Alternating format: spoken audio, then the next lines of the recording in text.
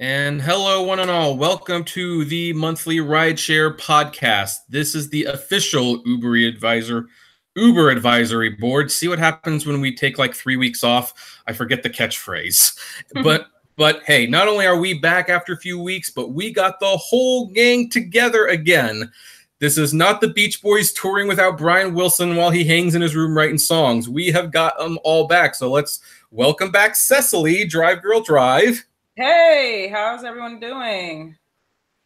And we've got your driver, Mike, who has just hit 4,000 subscribers. So congratulations. Yes, we did. Thanks everyone that subscribed to the channel. Hope everyone's doing well. And we got Mark from Uber Hints and the still struggling to find an audience Average Me channel, but we have faith that we'll find an audience. No. What? Hey, everybody, make sure you subscribe to Mike's channel. and Mark's channel and Cecily's and mine if you aren't for whatever reason. Yeah, just subscribe to everyone. We all do interesting things apart, but we also like to come together and talk about rideshare. And you know, we've got some very interesting topics today, so let's just jump right into it. And the first topic we're going to talk about, and the funny thing is in my notes I have this as number 3, but I think I want to discuss it first because I don't know. It just feels like we need to complete this conversation. But we all remember the autonomous vehicle crash in Tempe, Arizona. I hope I say that correctly. It's become a running joke at this point. I got it. Yay. I guess that running joke is going to come to an end. Well, we all know that story. You know, there was a pedestrian that was walking across the street. The car hit it, and we did a podcast pretty shortly after that event occurred, and we all offered opinions on what could have happened. Yep. Since then, at least me and probably Mark, I don't know about Mike and Cecily. I don't remember you guys following up on it too much, but basically it looked worse and worse for Uber. And the most recent information is after like a fairly long investigation, it was found that the backup driver, we suspected she was texting Ride with Peterson, who I talked to this about, suspected she was sleeping. Apparently, she was watching The Voice on Hulu.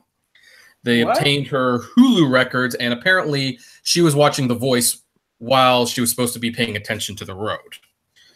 And that was the big story, was that. And, of course, now that leads to question because I think Uber liked this revelation to a certain extent because it showed that, at the very least, she wasn't paying attention. And I think we all agreed she wasn't paying attention now. That is definitely distracted driving for a vehicle that you are hired basically to pay attention just in case the car does something you shouldn't do. And from all the reports, had she been paying the pedestrian in plenty of time. Now, here's the question, and for each subject, we're going to switch off between one of the co-hosts before who gets to answer first, and we'll do it with Cecily first with this question. But does this information exonerate Uber, or does it make Uber look worse in the situation? It's really sad to hear that she was distracted and watching a program while she was driving. That's insane to me. I feel like if she was more aware of the road conditions, she could have done something to stop it, but it still does not. I still stand firm to say that I think that they need to do this testing off public roads. That was my issue. So regardless of whether people have their, if they have their full attention on the road or not, just the possibility that a pedestrian or someone completely unrelated to this whole process could be hurt is an issue for me.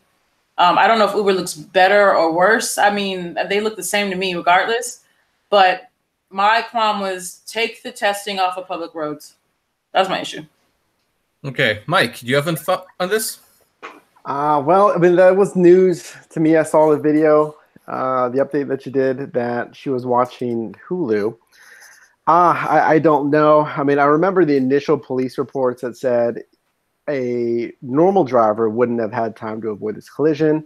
I know there's a lot more investigation since kind of their preliminary research. I don't know. I mean, obviously she should not have been watching Hulu. I mean, I think that's laziness because I'm just guessing here, but I imagine that they're logging so many miles, and they're just, after a while, they say, you know what, this thing works most often that I've seen. And if I have to take over, it'll beep, so I'll know. So I'm just going to relax and watch Hulu. Like, there's no one in this car with me.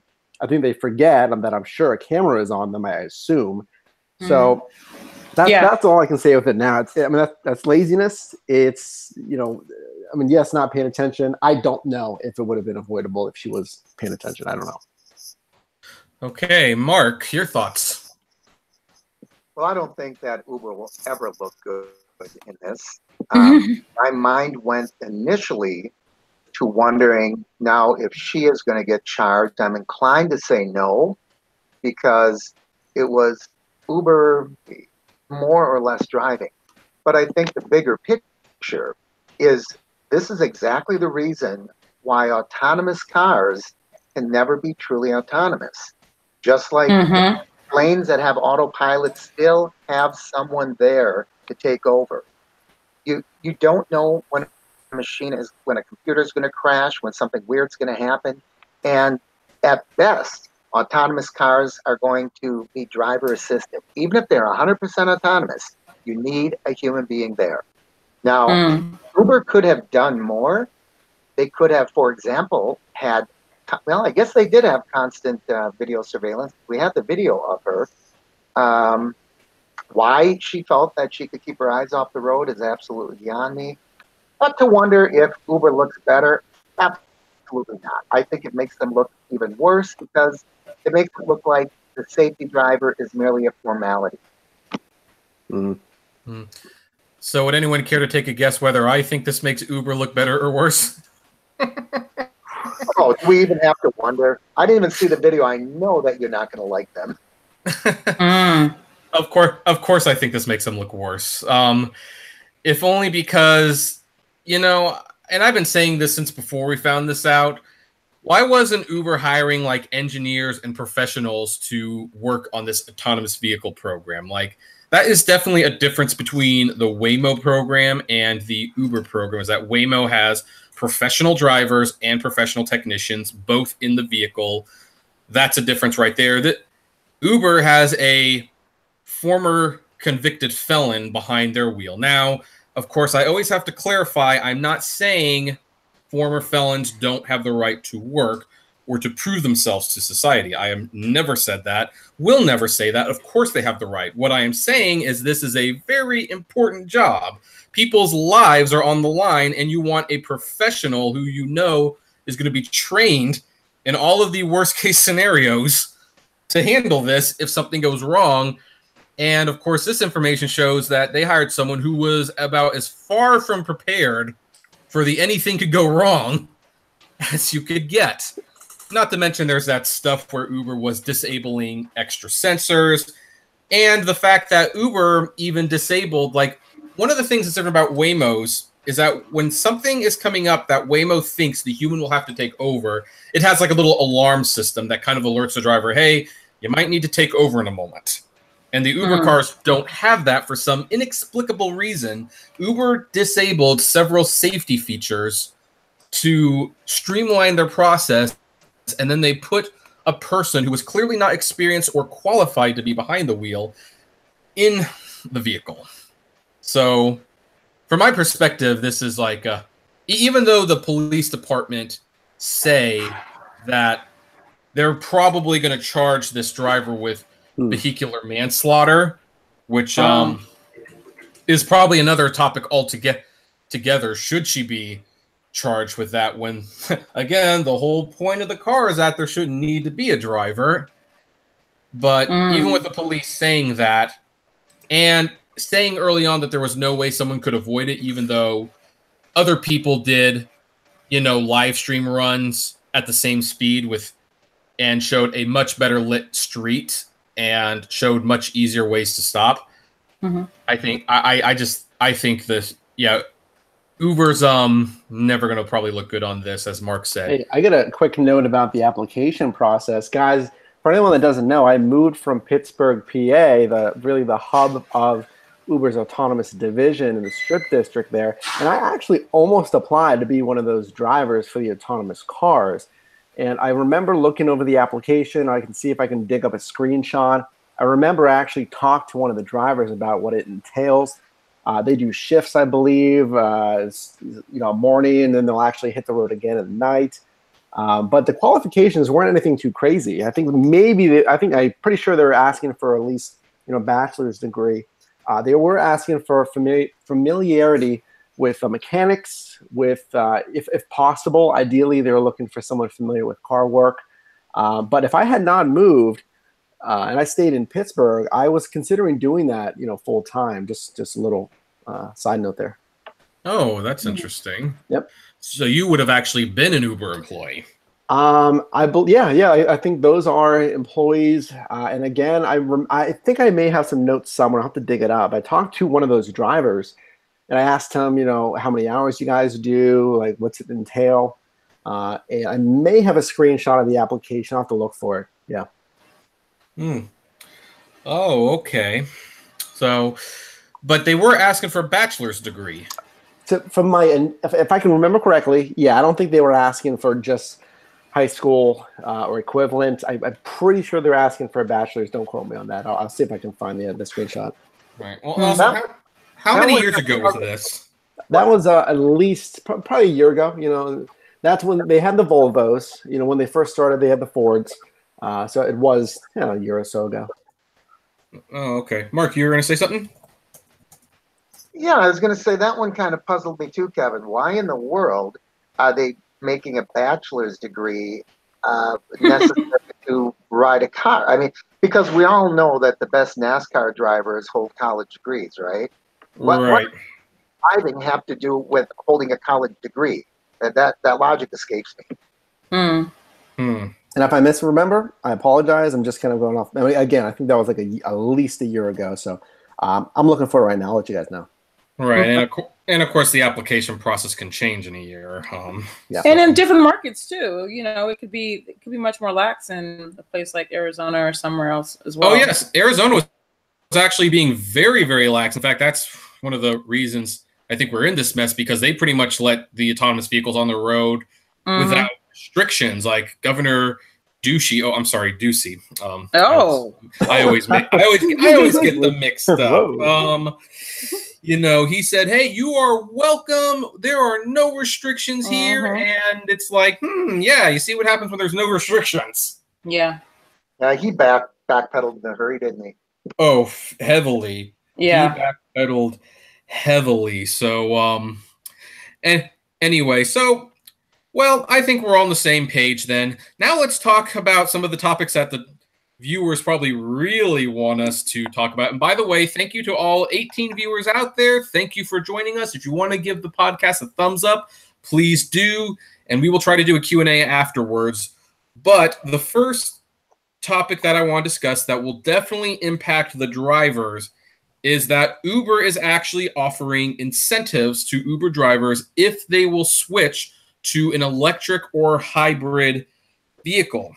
The pilot program, which was called the EV Champions Initiative, started I think it was either this Tuesday or last Tuesday, and in 7 cities: Los Angeles, San Diego, Sacramento, San Francisco, Seattle, Austin, and Montreal.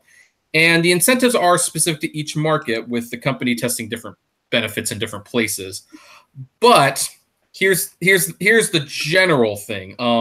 For most markets, aka 6 out of 7 of them, they are offering $1 per rides incentives if you drive on an electric vehicle or a hybrid, with a max of $20 per week. And I am going to actually turn this question to Mark first, because I have a suspicion Mark has he left a very interesting comment when I made my video, so I think he's got a lot to say about this. Okay. Mark, what do you think of Uber offering incentives to people who basically go to green-friendly vehicles? Well, I will say it's really unfair to Mike and Cecily to start with me, because my logic is so impeccable. Once I get my there's nothing left to say. There you go. Okay. So well, then we'll move through the topic faster then. This is unabashed virtue signaling. All they are doing is saying, look at us. Aren't we fantastic? Aren't we great? Yep. Aren't we wonderful, honorable human beings? Because we are going to save the earth, which I think is just a bunch of BS. It is nothing other than a move to try to prop them up and make them look good. Number two, it's going to have no impact absolutely on the environment, because nobody is going to buy a new car to make an extra dollar a ride. So it's all about impressions. Number three, it is absolutely, are you guys impressed how quickly I can rattle these? Yeah, you're doing good. Absolutely an unfair pay system, because every other level of service within Uber is just that. It's a different level of service. You're offering something better for the rider. And I can tell you, a Prius is not going to be a better ride than they get with me in my Venza, for example. All they are doing is trying to posture. And every other time when they say, well, Uber XL, Uber Black, whatever, they are giving a better product, a different experience, a better service to the rider. This is doing nothing. It's doing nothing to enhance the rider experience.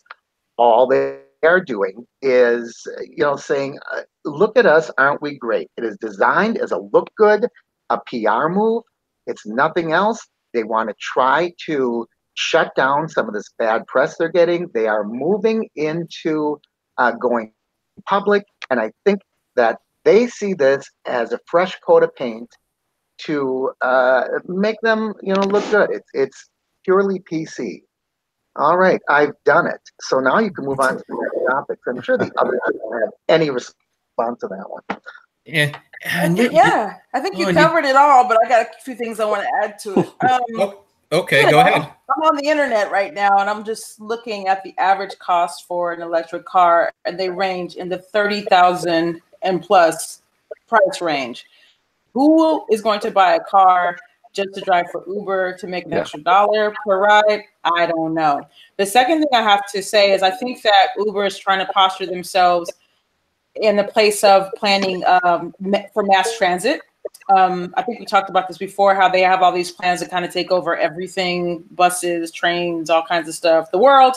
And I think that this is their way of saying, hey, we want to contribute towards sustainable products. We want to jump ahead everyone else while as cities move to make things electric and get away from fuel. I mean, we're still running around here with buses. Los Angeles is a huge market, and we still have cars and buses and things that use fuel. So we're really far away as cities or as a country to even create sustainable transportation. So by Uber saying, hey, go buy a really pricey car and we'll give you $1 in the face. The issues that our cities are even going through, with or without Uber. If Uber was to shut down tomorrow, you still have cars on the road. You probably have more cars on the road, in fact, and we still have an issue with running out of fuel at some point. And messing up our environment at the same time. What'd you say? I said, I guess I'm wrong. You did have something to say. Yeah. Yeah, Mike, anything to add? The same kind of thing. I mean, no one's going to buy a new electric car in the 30s just for rideshare. One interesting point, I remember Aaron, your personal driver, who just bought a hybrid electric van. That was a sweet van. It's a nice, great quality, vehicle. It qualifies for XL. Maybe? I don't know. But Oh, by the way, real quick. I would like to thank your personal driver for sending me the story weeks ago. I'm a little late, but thank you for sending it to me. All right, Mike, continue. Okay. Oh my gosh.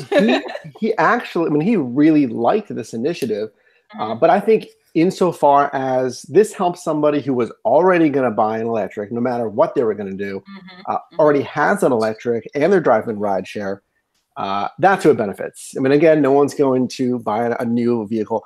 I do have an update for you guys. Okay. And I want to apologize. I did misremember the autonomous application. As you guys, Mark, you were kind of thinking here, you do not need a bachelor's to be an automotive technician for self-driving. And actually, guys, here, you know what? I'm going to put it in the chat here. Nobody leave the the stream, but if you want to see this, open this up in a new tab. Just put it in the live chat. There is the application to be a self-driving automotive technician in Pittsburgh. Here's the live application if you guys want to check it out. 5 years of direct experience in the automotive industry preferred, and then a whole bunch of other, high-level points, kind of. If anyone wants to check it out, I just put it in the live chat. Well, wow, no bachelor's degree. Well, not surprised. Says that Uber is going to offer free charging at the Uber Hub. That was something I was going to add too before I got charged up about everything else. Yeah, because that pun intended. The week that I drove the EV, is it EV Go? I think it was. I had the hardest time finding charging stations, and I spent like most of my day worried about where I was going to charge and how I was going to charge. And I wasn't the only one. There were like this for some cars. There's only one type of charger. And at these charging stations, there may be like, 2 or 4 pumps at a time.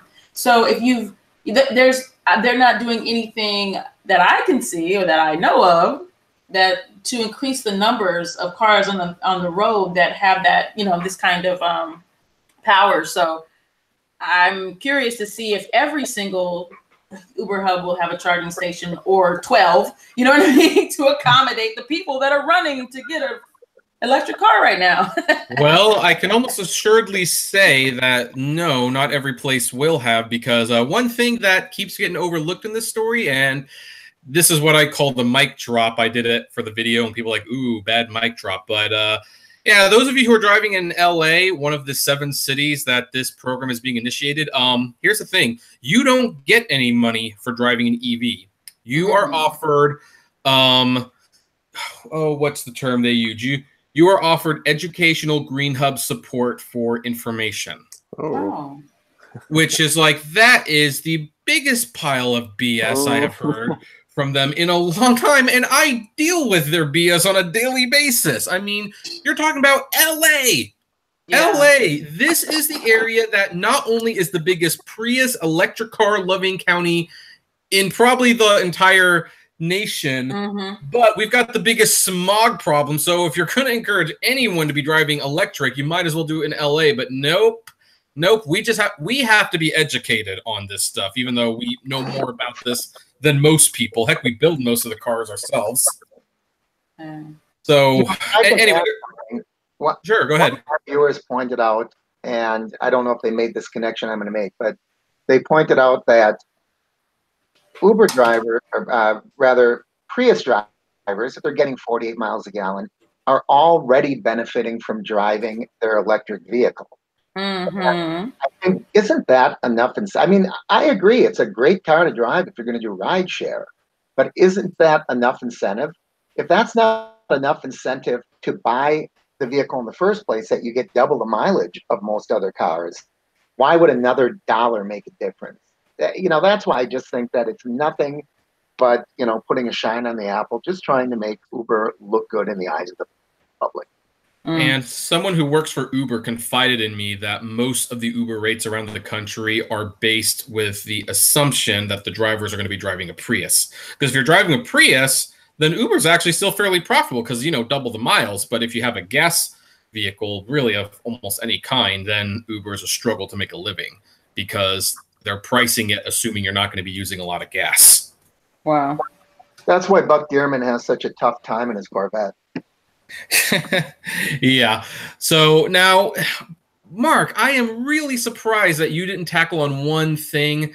I guess I'm going to have to pry it out of you because the comment you left on my channel was 2 words: independent contractors. Explain, Mark. I did not touch on that one in my 5 lists. I guess I had 6 things on my list.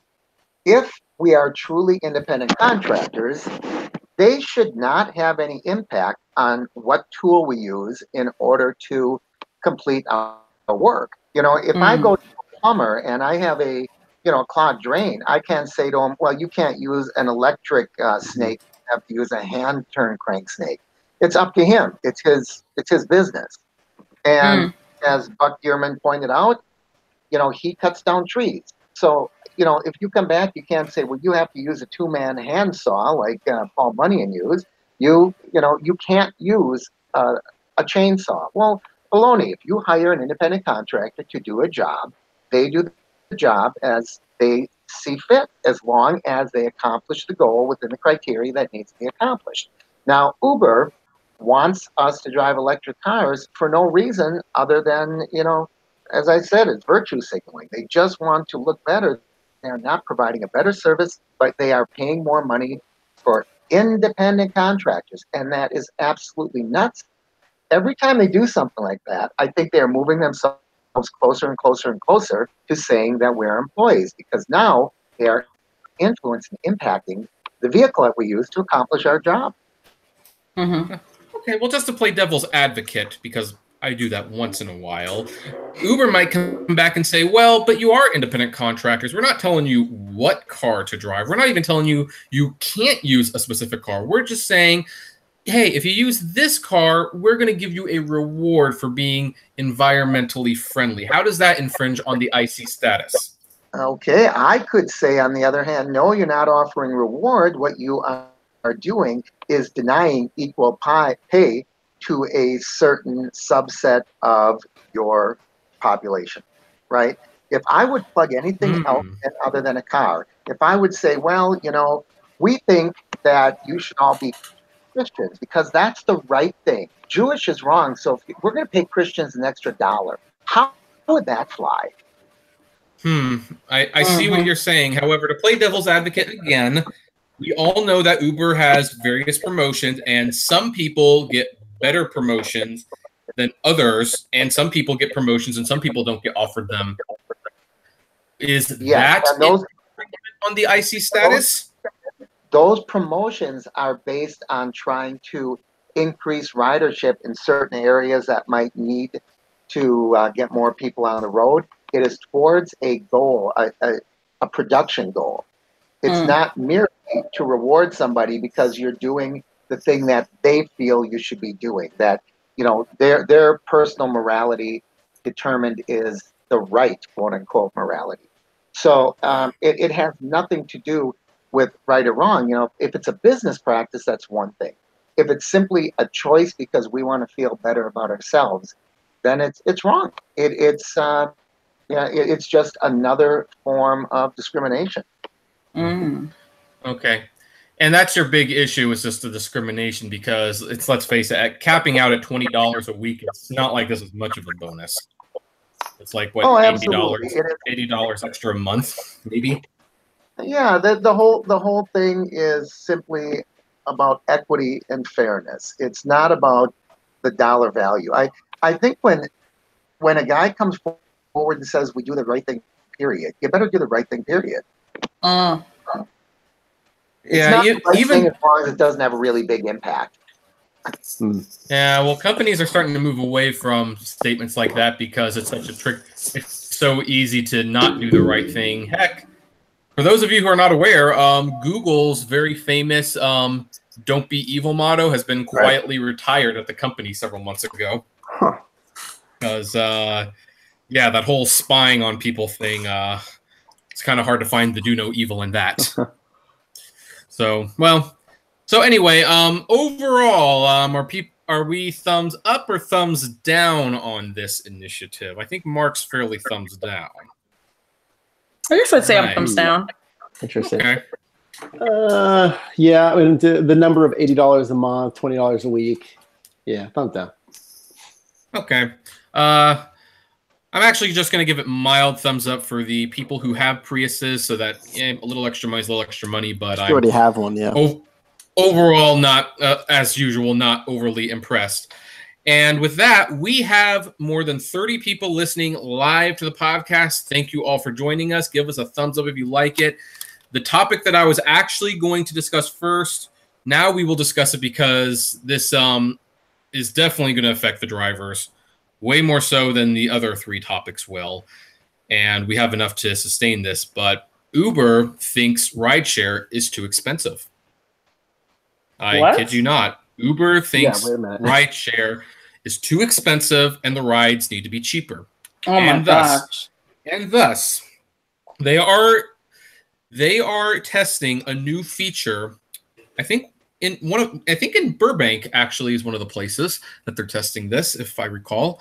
But in like 4 cities, they're testing where if you are willing to wait a few minutes, your ride could be cheaper, as much as 25 to 30% cheaper than what it would normally be if you wait either 5 or 10 or 15 minutes as opposed to getting the ride now. And this got a lot of people really scratching their heads. Some people were confused. Some were furious. Some, obviously, passengers liked it because the guy who actually leaked the screenshot showed that he had to wait just 3 minutes and his ride would be $2.69 cheaper. So he was obviously in favor of this. But, and I guess I'll start with Mike. We got to start with Mike at some point. And this is going to be the question for everyone, but why do you think Uber's doing this? What do you think is their motive? I'm just trying to think of the actual logistics of it. Okay, so the passenger waits, they get a discount. What is that exactly benefiting? Is that allowing other drivers to complete other rides? I mean, they're already waiting if they use Express Pull, but now they're just waiting for an Uber X? What's going on here? I've got a suspicion, but since you don't seem to be well-versed in this, I just kind of want to now bounce it off like people who might not be aware of this. On the surface level, what do you think this is? Because I don't doubt for a second Uber's doing this for their own personal gain, and it's probably going to hurt the driver somehow. But the question is, how does it benefit Uber, and how do the drivers suffer from this? I think, Mike, do you want to answer, Mike? You know what? Go ahead. I'm just thinking out loud. It feels like, for instance, for a person, I actually use the services all the time. I go back and forth between Lyft and Uber almost probably 5 times a week. So what I feel like, it may be an issue of, like, for instance, if I'm going to the mall, if I look at Lyft, I'm going to look at that price. I'm going to look at the price on Uber. And I think that additional condition will make me decide, you know what, I could wait 5 minutes longer and I'll get a cheaper ride, 20% off or whatever. And that will keep me from actually going on Lyft. That actually gives me another option or condition to say, you know what, I'm going to go with Uber instead. That's the only thing that I would, as a consumer that uses it, I would wait longer because I'm going to pay less. I don't know how that affects the driver. I'm still trying to understand how Express Pull and all these other things are helping drivers, because being a driver, I know that I don't get paid as much when I do those things. So I think the driver is really going to suffer even more so. All right. That's an interesting observation. I did not think about that. Mike, have you formulated an opinion, or should we move to Mark? Well, it comes down to pay. It's, is it going to affect driver pay? I saw someone in the live chat mention something that I know Robert Allen puts in here, drivers get 30% less. I'm not sure if that's referring to this or another program. That's what it comes down to. So I have to see if it affects pay or not. All right. So, Mark, what do you think of all this? Why do you think they're doing this? Well, first of all, Cecily, I think that's brilliant. I never thought of that, but I think you're onto something. It could really be, it's sort of like the car dealers that want to put one other thing in to get you to come back one last shot at it before you buy. But I never thought of that. You could be right. It could be their second shot at getting the customer back. But more than that, it seems to me, and Kevin, I kind of suspect you're going to lean in this direction, which I think you're waiting on, but it seems to me control the surge. Because if there's going to be surges, but if they can hold off, I think it's just to control the surge myself. And you're right, Mark. That is where I'm leaning. I've thought about it, and because here's the thing. I remember, I think it was a year ago, maybe it was a year and a half at this point, I don't know, where someone from Uber, he was one of the general managers, there's so many managers at Uber, and he sent a memo that got leaked, and he said, surge is a marketing problem that needs to be solved. And we've seen them be making change. They've been attacking the surge recently more so than most other things. Was the upfront pricing. That was a way to control the surge. Then they changed it to the upfront, to the new dollar amount on the surge. And they admit that they were manipulating who would get the surge at that point. But if you think about it, this is a situation where, hey, let's say you're going to a movie. You go to Jurassic World because everyone's seeing that this weekend, and you need a ride home. You know when the movie ends. You just have to ask like the theater Patreon, hey, when's this movie end? And you can call the Uber and have it, hey, wait for me at this till it ends. And even for like concerts and stuff, like you call it, hey, do you want to wait 5 minutes? You can get it for this much. Hey, you want to wait 10 minutes? You get it for this much. And people start doing that. And once they start spreading out the rides a little bit, then the demand goes down because the rides have been pre-scheduled.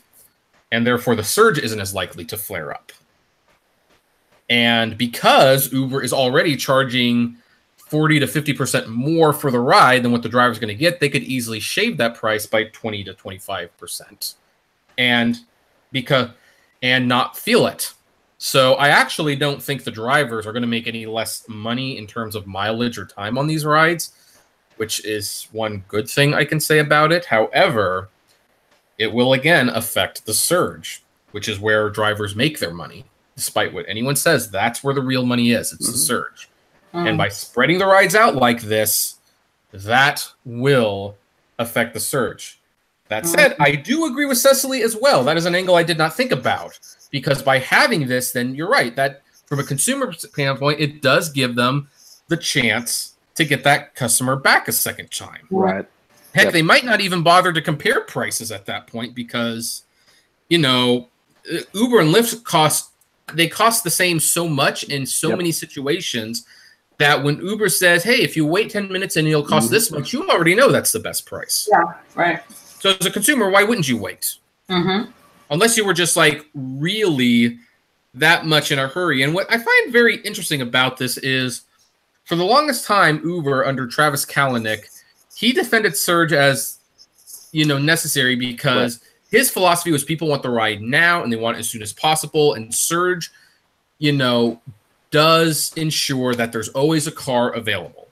And under the new leadership, it seems like the new thinking is people are more price conscious than we gave them credit for. And we're going to give them all these options where they can give up convenience or luxury or even a timely ride if they save a couple dollars. It's a different philosophy that Uber seems to be thinking about these days than a couple of years ago, which makes sense. They've got a new CEO and everything. But you know, when someone was telling me, you know, don't praise Kalanick leaving too soon, it could always get worse. I don't know. He might have been right. He might have been right. So now I guess the next logical question, and Mike, I'm sure you can answer this. Do you, after everything we've discussed, do you like the idea of this now? No, I mean, the only way it can really make sense is what Cecily mentioned from a passenger point of view, because the number one thing that I've only heard from passengers is, oh, when deciding which one to choose, which do you go with? And 100% of the time, it's whoever is cheapest. So it can be a land grab. Like you mentioned, Kevin, it can be something where Uber's trying to win some market share back from Lyft, from some of those flip-flopping passengers. And like you mentioned, to spread out rides. Yeah, maybe. I think it's more of a land grab, like Cecily was mentioning. But yeah. Okay, so Cecily, it sounds like people are agreeing with you more than me on this time around. So touche. All right. That's why yes, back with a vengeance. But yeah, so that's yeah, and of course, who knows if it'll spread out. Once in a while, these features don't spread out, but I actually found out fairly recently that apparently the upfront prime time for Lyft in Chicago got canceled because it did not work out. Apparently, people just stopped driving for Lyft, and they didn't like it. That's how much they didn't like it. So positives where we can find them. Unfortunately, Uber is known for going forward with every bad decision that they make. The only time they didn't go forward with something that actually seemed like a really good idea was when they were testing out a new rating system, and they had a frowning face, a neutral face, and a smiley face. And that's what their new rating was going to be. That makes a lot more sense to me, but for some reason they didn't roll that one out. I don't know. Okay. Yeah, this company, I swear. it can get very exhausting talking about them. Right. Which leads us to our final topic of the night. This one is probably going to be a little controversial. It might get a little heated in here. Not going to lie. Let's try to keep it civil, folks. This is a good one, guys. Yeah, Mike knows. Mike knows where I'm going. It's going to be a good one. I'm excited. I'm excited for this talk. Go ahead. I'm actually excited too. And to those who we might be talking about, if you have any issues with me, I know you've got my number. I'm just going to preface this with there's no ill will intended towards anybody. Oh. I actually like the idea of people coming together, and with the exception of a few people, and you've probably got an idea who those few people are, I will give anyone the time of day as long as we can discuss politely. So let's just keep that in mind while we get into this final topic where, and I actually think this is considerable news, and I'm going to tell you why we're going to discuss this after this. I'm just building this up so much. I'm enjoying this. But Randy Shear recently decided to end the Uberman channel and rebrand it to Auto Auction Rebuilds. Which, with all due respect, Randy, I'm sorry, that name just, it doesn't roll off the tongue. Now, originally, I was not going to bring this up because it's really hard to do we wish you the best of luck, thank you for the inspiration when you're not 100% sure of where your co-hosts stand on the person themselves.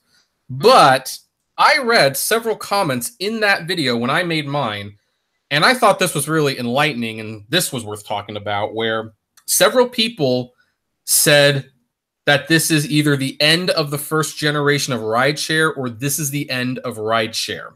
And I thought that was an interesting topic to discuss, because whether you like him or dislike him, and I'm sure there's cases to be made for both sides in this room, so we're going to try to skirt that issue a little bit.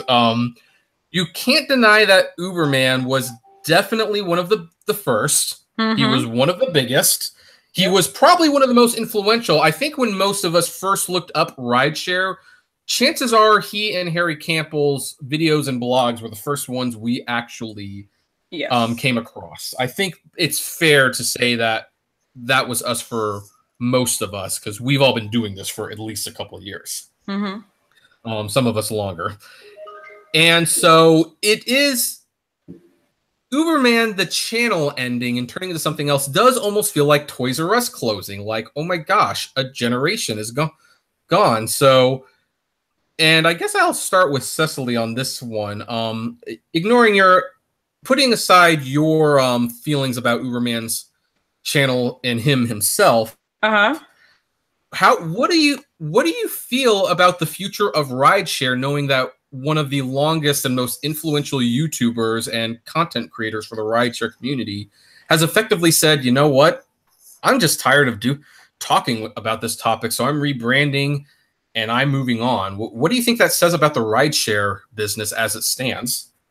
You know, it's funny because guys, I didn't know that Kevin was going to talk about this. I was just thinking about myself and how I haven't made that many videos, and I shot a few today, and I've grown with my audience. You know, I started my rideshare channel with my rideshare journey, and that is true. All these people were kind of at the helm of this, and they were seniors, they were OGs, as I like to call them.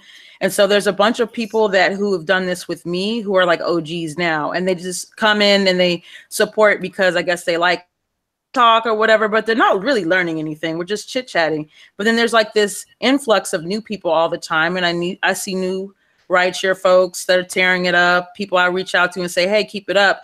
But I feel like I mean if you were to count your age year, it's very short. And I think that Randy kind of leaving, and even Harry kind of turning into like this master educator with the book and everything, I think it just goes to show that your time in this business is really short-lived. And I don't have a problem with that, because my mantra on my channel has always been, add this to your situation and find other things to do. Don't depend largely on rideshare because it may not be here. You know what I mean? So I really feel like for the folks who came ahead of us to start doing other things is really positive and really should inspire us all to do the things that we really want to do, because this is, for most of us, we're not professional drivers. This is not your life's work. So to see that, I mean, I've seen all you guys. I know all you guys have other interests outside of this, especially you, Kevin, with your other channels as well. And Mark, you know, I think that we all want to do other things. I'm adding you to the list too, Mike, even though I don't know what you got going on. You know what I'm saying? It's just like, I think that we all need to be in a place where we need to grow. And even you, Kevin, you were a baby when I met you. And now you're like doing these podcasts and you're doing all this stuff. So we all have to grow through this. And I don't want to see the same people in the chat room a year from now. I want to see y'all maybe breeze in and say, hey, y'all still talking about that Uber thing? Haha, so funny. I'm doing this on my yacht. Like, I expect this all to grow. So I wish Randy well.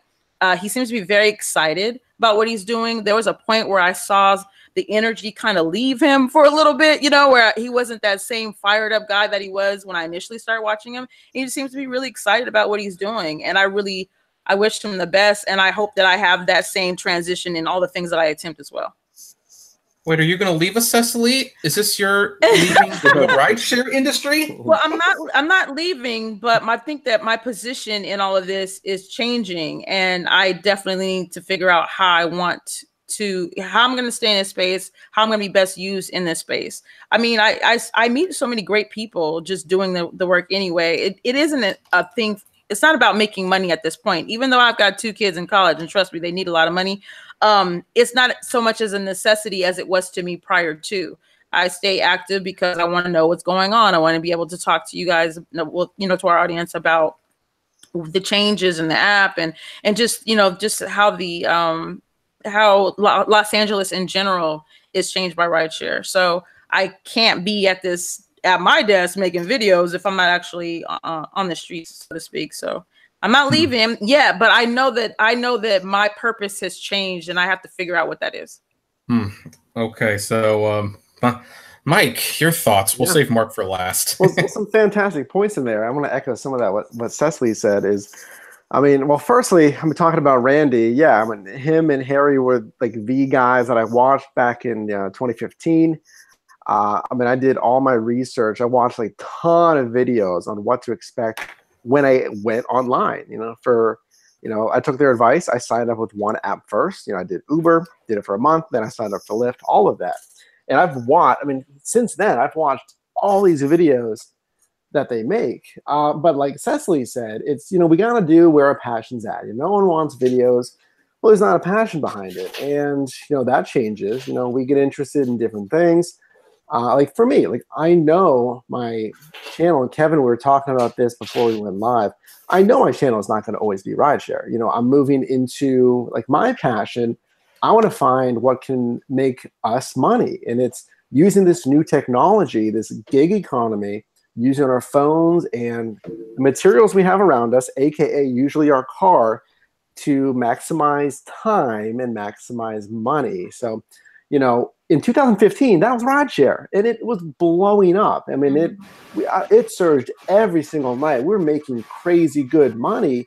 Now, you got to be smart with it, and that's why there's some nuances that I talk about on my channel.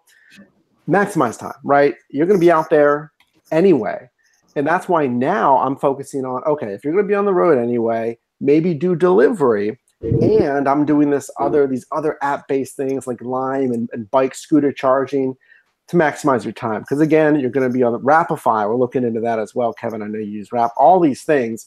How can you double or triple down on your revenue streams while keeping the time investment the same? So it's not always going to be rideshare. Randy's got an awesome channel. I just talked to him the other day. He's getting insane numbers, guys. If you haven't checked out Randy's channel, like Kevin mentioned, auction, auto rebuilds. I mean, he's blowing up because he found an even bigger niche, and he's passionate about it, right? I don't blame him when there's passion behind it. Right. Okay. So, Mark, you're going to be the most interesting one to talk about because I know you and Randy have a history. But your thoughts on this? Actually, if we have a history, I don't know about it because what are you trying to get started over here? I don't know, because the honest truth is, and I've said this before on my channel, I don't watch a whole lot of other what I call Uber tubers. I just don't. And I'll bet if I've seen, although one time I listed my 4 or 5 favorites, you know, for me, a favorite is I've seen him 4 or 5 times. And that's probably how many videos I've seen of him, 4 or 5 of them. Oh. And I watched one recently because it caught my eye. You know, it shows up in your feed when you have a common interest. And it showed up in my feed. I'm changing my channel. I went and I watched that, and I thought, I was more intrigued with, can he pull it off and maintain all of his viewership and his subs? But according to what you're saying, he can do it. So I think that in my mind is the impressive trick. You know, as far as maintaining rideshare and Uber channels, seriously, when I started mine, I had no idea. I didn't research it or anything. I got into this and I thought, yeah, you know what? I'm gonna start something where I can share some ideas because I don't really know what I'm doing here, and it would be nice to get feedback and have a little community. I had no idea that there were already a plethora of Uber tubers out there. You know, I just didn't know. So as far as I don't have really much to say on the subject one way or another, other than I think it's interesting that he feels confident enough to do this with a successful channel. I think it's really good. I think it'll be an interesting experiment. I'll be monitoring it just to see how it goes. Will people that initially, 30 or 40,000 subs, whatever he has, who initially went there for rideshare, if they're all that interested in flipping cars? That's what I'll be interested in seeing. On a different note, what all of you were talking about, as to why we come here and why other people view us. There's that troublemaker guy who, I'm talking about, Kevin will go unnamed, made a comment. Well, he went on a rampage insulting all of us. Of course he did. And he said at one point, well, Uber Hints doesn't offer hints anymore. Yeah, you do. I watch your channel and you offer hints all the time. 200 videos, whatever. Yeah, there's going to be times you're discussing what's going on. You can't have a new concept, a new idea every single time. So at some point, what Cecily said is exactly true. You're going to, until Uber, when they change policy and we figure out, we kind of get a handle on how it works, we share those things with our viewers. A lot of times it's going to be, hey, let's share our stories, let's share our experiences, let's visit a little bit. And, so I think what happens is the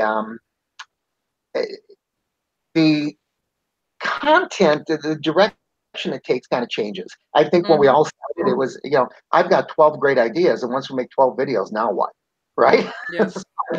So it kind of changes a little bit, but having said that, I don't know. I'm going to keep an eye on it because I'll probably watch it more than I did before because I'm really interested to see if he can maintain viewers and maintain subs. And to me, that's intriguing, and I think it's a bold move, and it'll be interesting to see what happens.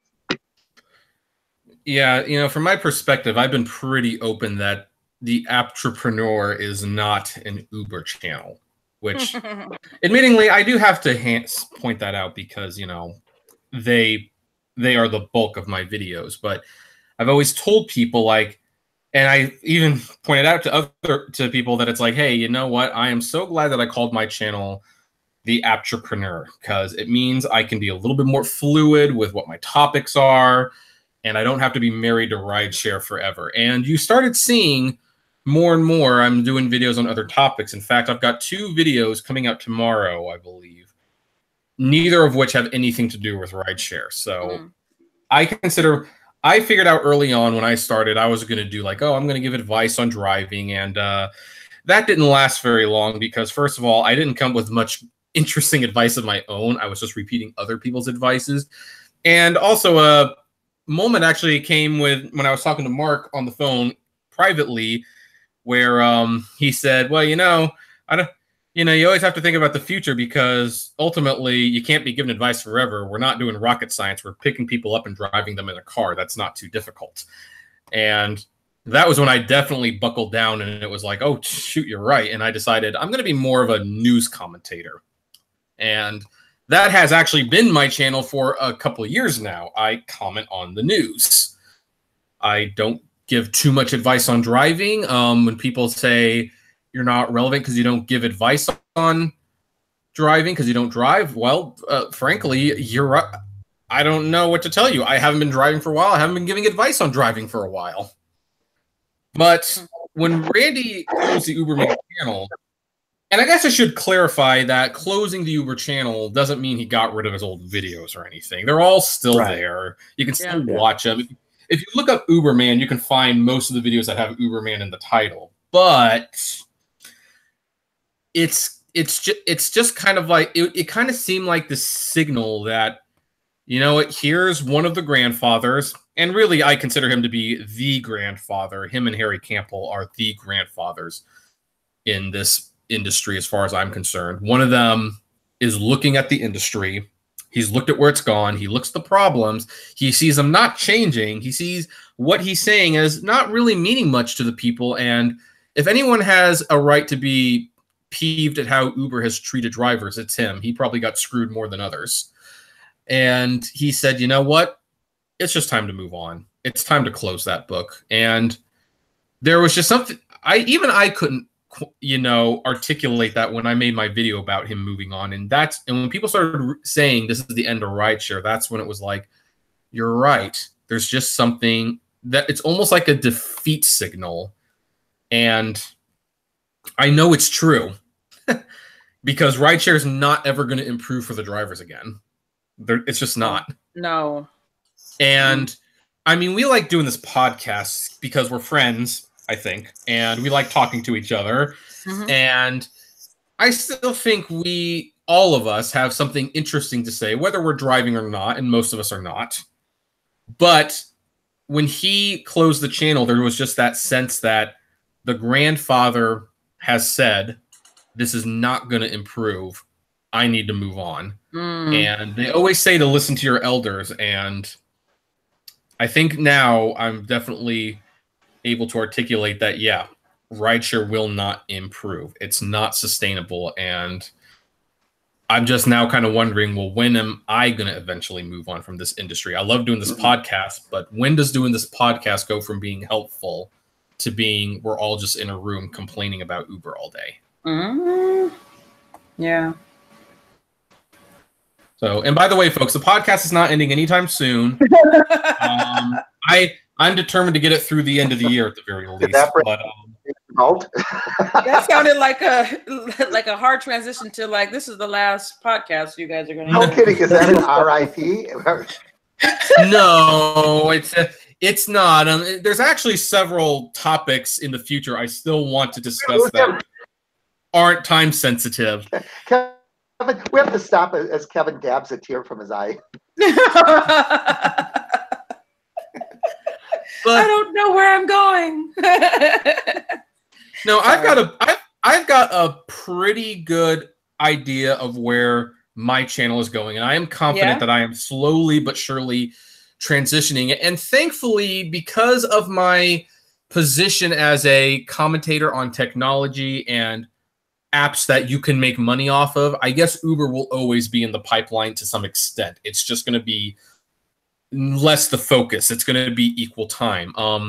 I have wondered about all of you guys, though, because Mark's channel is called Uber Hints. So it's like, if ever there comes a day he's not doing Uber, then what happens to that channel? And not to throw you under the bus, Cecily, but the last couple of videos we've made about rideshare, you definitely seemed a little bit more annoyed by the topic than you were like, I can't wait to help you out. So I mean, I think that I tend to make videos when I'm inspired to say something. So the topic may have annoyed me, and that's why I shared, because I really don't like to talk when I don't have anything to say. And so I don't like to share when I don't have anything to say, and I don't like to record when I don't feel passionate about something. So I let happiness, motivation, inspiration, anger, rage, all of those wonderful emotions inspire me to share messages. And I mean, I've done that since the very beginning. You know, I'm the most happiest, I think, when I talk about things that are positive, when things are collaborative, when I'm sharing, like, you know, things that are going to help all of us. And so, you know, I have taken a step back and look at my content and how it's changed over time. And I do have ideas of things I want to do. And it's just like, I definitely don't want to be this talking head that's always trashing, you know, one app or another. And, you know, I definitely will not record if it turns into something like that. Okay. So, see, apparently I will. No, I don't compare myself to anyone else. I'm like, you know, I started looking at the other videos because initially I was like, hey, I'm learning stuff. But two, you know, when you watch videos, you fall in love, so to speak, with the people that you like. And so I was like, okay, this person could be a friend of mine. This person, I like this person. I like the personality. I like their style. They have interesting topics. You know what I mean? So it's like, the reason why I look at these videos really is because I enjoy watching, and I want people to feel the same way when they watch me, that I like this girl. She's funny. She's cool. She's insightful. I don't want people to tap in and be like, you know what? I'm angry too. Let's sit here and bitch all day. That's not what I want to do. Right. Right. You know, and I've kind of been wrestling with whether or not I fester that myself, but go ahead. Go ahead, Mark. What were you going to say? I want to say I kind of agree with you. I was to do the live streams, and overall the live streams, they don't get good response and they don't get the high viewership. But I'll tell you, the people that come to them are the ones that really, like you said, enjoy the content. They enjoy the personalities, and I have the most fun with them when you actually get to really kind of get to know the viewers, and it's sort of just like a BS session with a bunch of friends. Mm-hmm.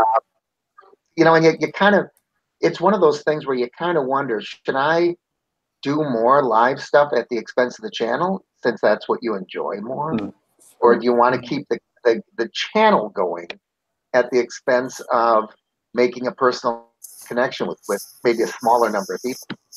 Yeah, well, and that's something that I've kind of shifted a little bit, because I really love doing the podcast, and the other podcast that I do on this channel, the Underground Rideshare, which has a total of 1 episode so far, is actually me reaching out to smaller Uber tubers, as I'm going to use that term now, Uber tubers, who have less than 1,000 subscribers, and I want to take them onto the show and talk to them and say, hey, so what got you into this? You know, are you aware of what it was like before? Are you aware of the issues? Where do you see yourself going in the future, and make a connection with those people? I actually really enjoy doing that. Now, it's interesting. A lot of them don't respond to my emails, and I wonder if that means I have a bad reputation. But but I really enjoy talking to those people, and you know, it's probably the most positive thing I do on this channel. Mike, you've been fairly quiet about all this, and your channel is called Your Driver Mike. So even though it's not married to Uber and Lyft, it's kind of going to driving. So I guess that's like another question we should be asking. Like, are we all planning on rebranding our channels when we start to move on? Yeah, I was thinking about that, and I was thinking about how I may rebrand in the future. There's some things with just, you know, actual branding that I was considering, but as far as a name change, nothing right now. I mean, even the apps that I'm looking at use a car, you know, really. I've done a few videos. I've mentioned affiliate marketing a little bit, but for now, you know, I don't see myself changing the name, at least for the foreseeable future. I mean, we'll see, you know, but I do see it moving in a more gig economy app-based direction eventually. Right. And by the way, I will say I did find it really funny when you did a video about how Uber Pool works, and it's like, really? Is this what it's come to? We're explaining how Uber Pool works? Well, the reason, yeah, just real quick, the reason I do some of those walkthroughs is because they do very well in search, and that's really an algorithm thing. Yeah, I know that. Yeah, right. that makes a lot of sense. It's like that how-to channel out there that has millions of subscribers, and it's like, how do you open an umbrella, and it shows you how to open an umbrella and stuff like that. Yeah, those are more high level walkthrough for yeah, high view algorithm stuff. Yeah. Right. So anyway, so I guess final thoughts on this topic. Where do you guys think the future of the rideshare community is, and have you noticed a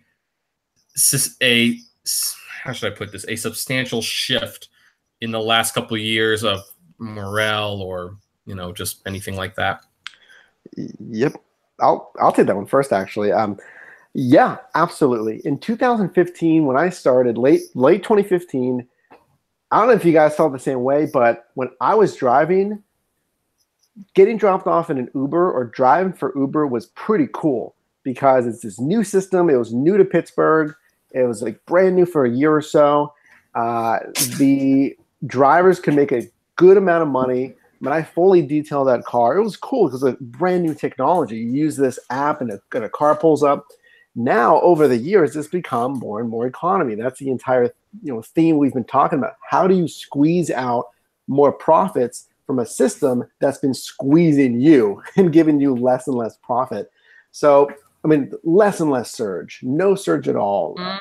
These new updated heat maps for Lyft and surge for Uber. So it's become less of this cool side gig where you can make, like, remember, people were telling their friends, guys, I made like $500, $800 in a weekend. People are like, what? Yeah. That was a conversation everyone was having. Yeah. And now it's like, oh, yeah, I could Uber and Lyft if I really need some extra money, but I really don't want to, kind of thing. It's so economy now. Yeah. Yeah. For the day.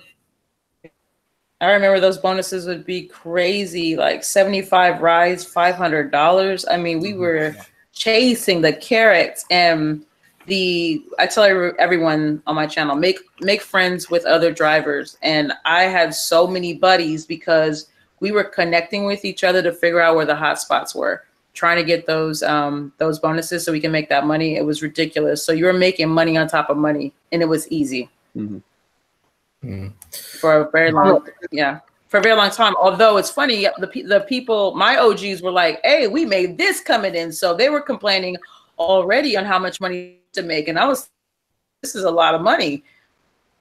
And that's kind of where I started to learn about the system and how they offer you more at the beginning, and then you start making a little less. But the ratios are completely different from what they were when I started. Yep. So, Mark? Well, I'll bet nobody in this chat room remembers CompuServe. That sounds familiar? I do. How about Prodigy? Yeah, I was on Prodigy. I was on CompuServe. Yep, I remember Prodigy. Yep, I remember Prodigy. CompuServe was the Uber of the internet. Yep. It was the start. It was the way to access, the World Wide Web, what they used to call it a lot of the time, right? And the internet has not disappeared, but CompuServe has. Yeah. And I kind of think that's the future of rideshare. I think just because Uber was first doesn't mean Uber is going to remain king and is going to be around forever. I think that rideshare and Uber in particular has worked its way into pop culture, into lexicon. You can watch, Big Bang Theory. They don't talk about calling a taxi. They say, get an Uber. It's become part of our language.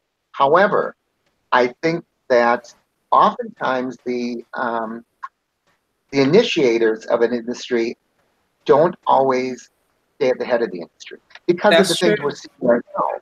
And I think what happens is you're going to see upstarts that are going to do it better. They're going to do it cheaper. They're going to do it more effectively. They're going to do it in a way that keeps the driver pool happy.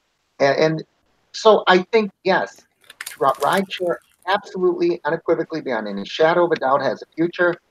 I wouldn't say the same about Uber.